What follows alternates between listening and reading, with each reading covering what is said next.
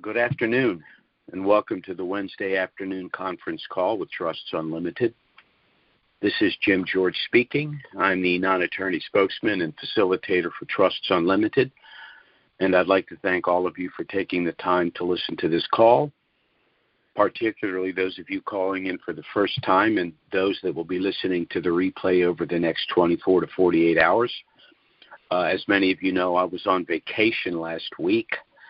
I came in late Sunday evening, and since then I have been furiously trying to catch up with the calls and emails that have come in.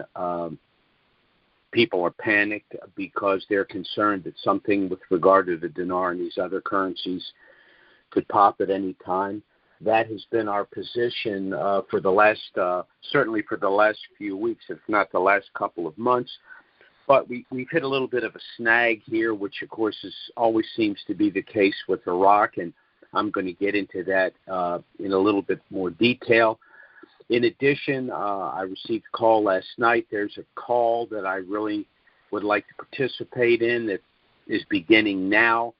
So I have a good 15 or 20 minutes for their meet and greet in order to talk with you about the things I wanted to discuss.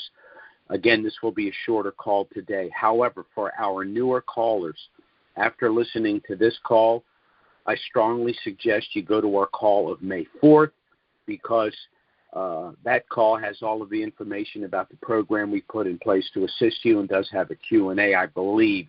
I'm trying to remember if that was the call that had a Q&A, but in any event, it has all of the information you need about the program we've put in place to assist you.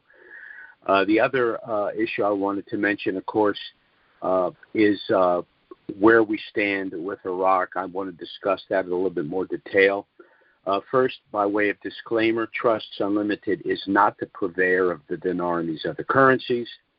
We're not advocating either the sale or purchase of these currencies, but as rather substantial currency holders ourselves, we're sharing with you the information we believe to be relevant. Of course, the most relevant piece of information is the potential window for the reinstitution of the dinar in country, followed shortly thereafter, we hope, with about a half dozen other currencies. In the last few weeks, of course, our window has been literally at any time. I'm going to bump that to about 30 days. Despite what's occurred today, and again, I'm going to get into that, I still think we have a good prospect of a reinstitution in country within the next 30 days.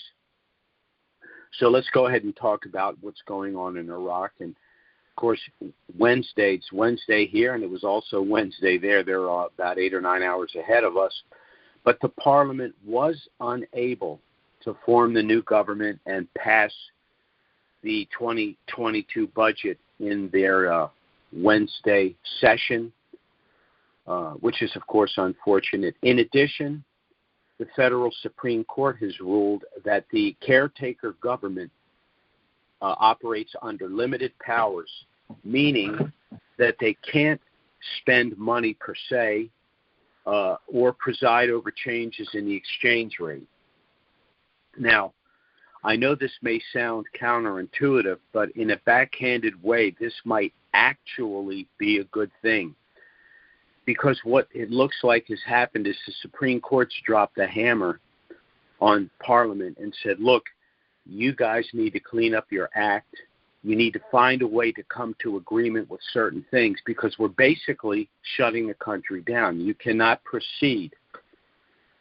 And Iraq, if you stand back, has actually accomplished a lot in the last few years. They've paid off the Kuwaiti war debt.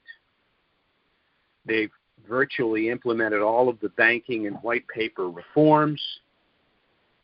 They've established their e-government, their e-payment system, their e-border and port management, which the result of which is the diversification of their national revenue, which was critical to their moving forward.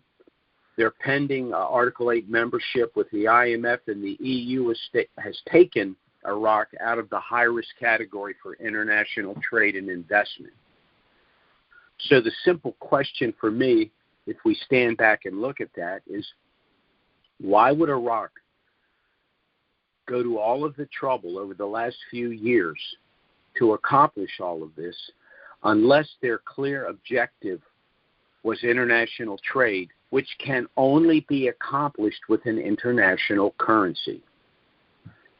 So again, in my opinion, what the federal Supreme Court has done is drop the hammer on the parliament. Now the Sadrists, the Kurds, and independents have formed a coalition. And in my opinion, they're going to be now in a position to force the coalition framework, which is populated primarily by pro-Iranian corrupt Shia, to cooperate and to proceed. Now, these people are still Iranian, so that begs the question, why are they doing everything they can to stop this progress, i.e., international trade, an international currency, absolute and complete sovereignty? It's because, as I said, these are pro-Iranian Shia who have still put sectarian issues above their nationalistic concerns, and they want Iraq to remain a piggy bank for Iran. Now, what the Supreme Court has done is even made it more difficult for Iran. And incidentally, the mullahs in Iran are in political trouble. The Iranian people are not happy with the governance of the mullahs. And based on what the federal Supreme Court has done in Iraq, they're basically unable to pay their bills, inclusive of the natural gas and electricity they get from Iran. So Iran's not helping itself by interfering in Iraqi domestic affairs. So that's an important issue, too.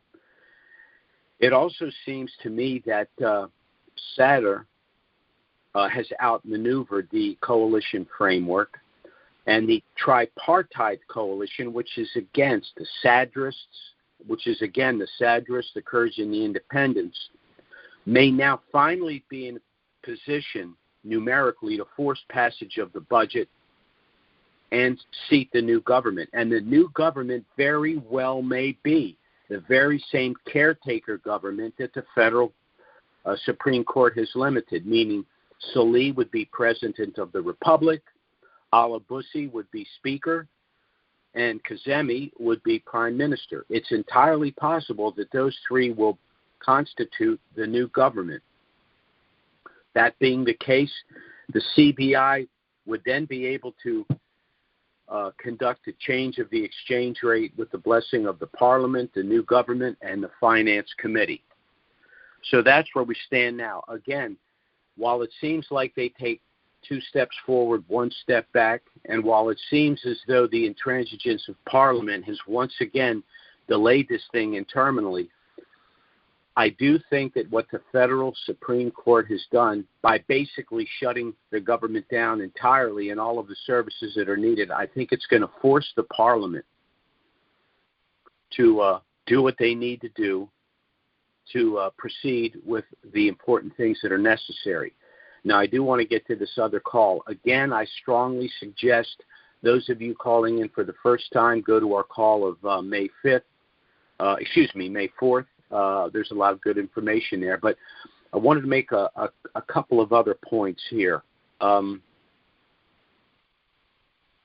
It's not only important for those that have dinar and these other pre-valued currencies to establish their own irrevocable family trust, but given the current direction of our government, it's essential to establish their own family trust, whether you have currencies or not.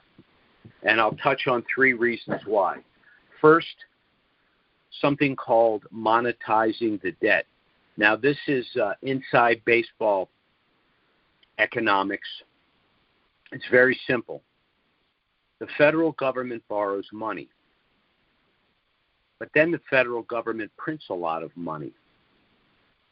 Now, by doing so, they've created inflation. They've made it difficult for the people they propose to represent.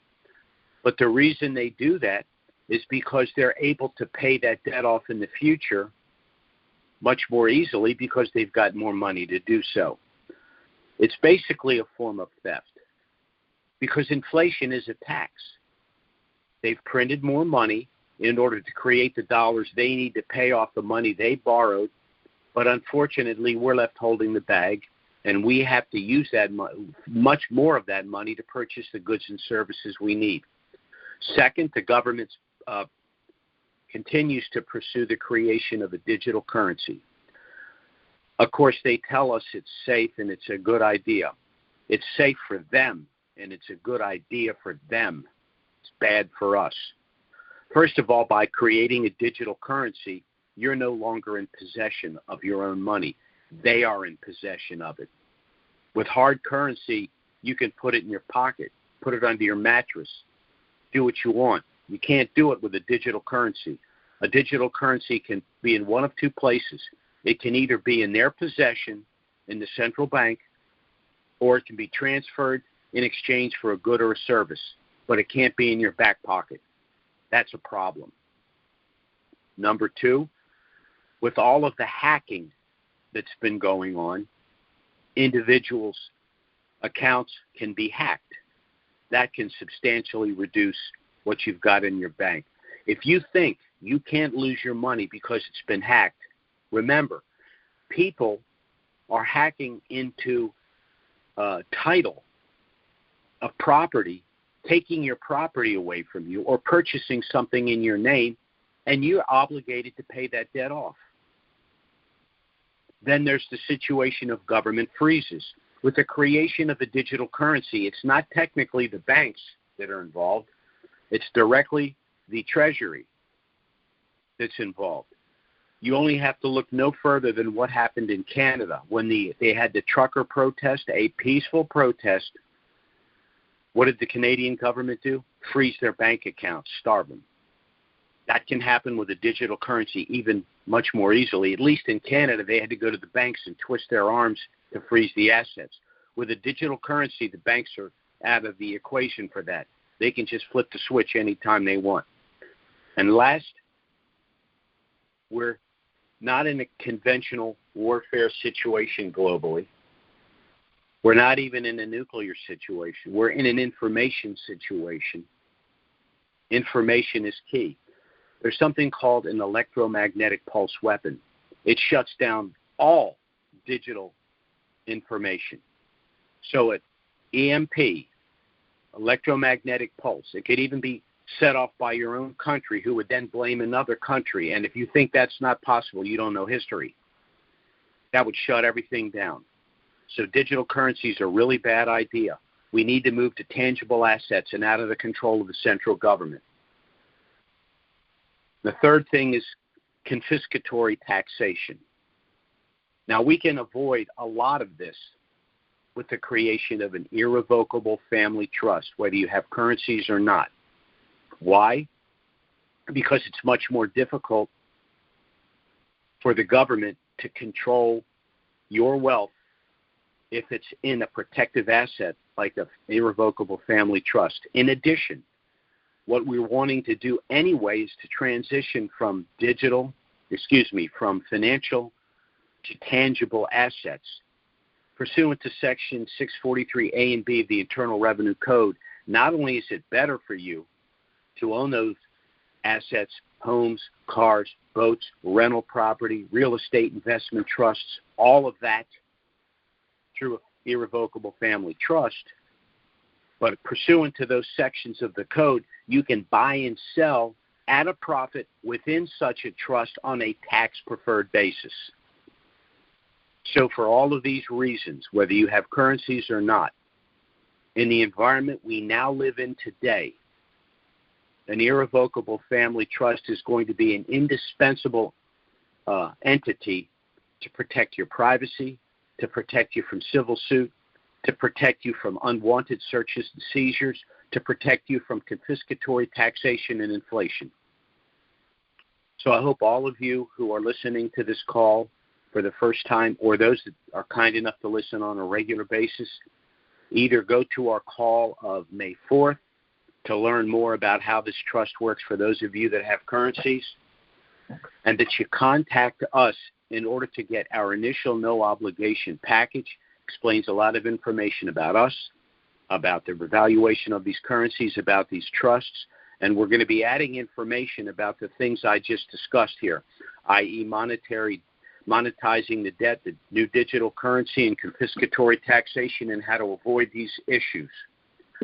But you can go to our website, which is trusts with an S, unlimitedllc.com. You can go there and request a trust package, or you can email us at trusts with an S, unlimitedllc@gmail.com, or you can call our phone service, which is 307-274-4122, and again, request our initial trust package. And we are going to be trying to include some of the more updated information about what the government's up to. Hopefully, the midterms are going to change the equation. But in my opinion, and I'm going to let you go after this, in my opinion, the left in this country has already determined that the midterms are not going to go their way. And to me, the Democratic Party is just an arm of the left.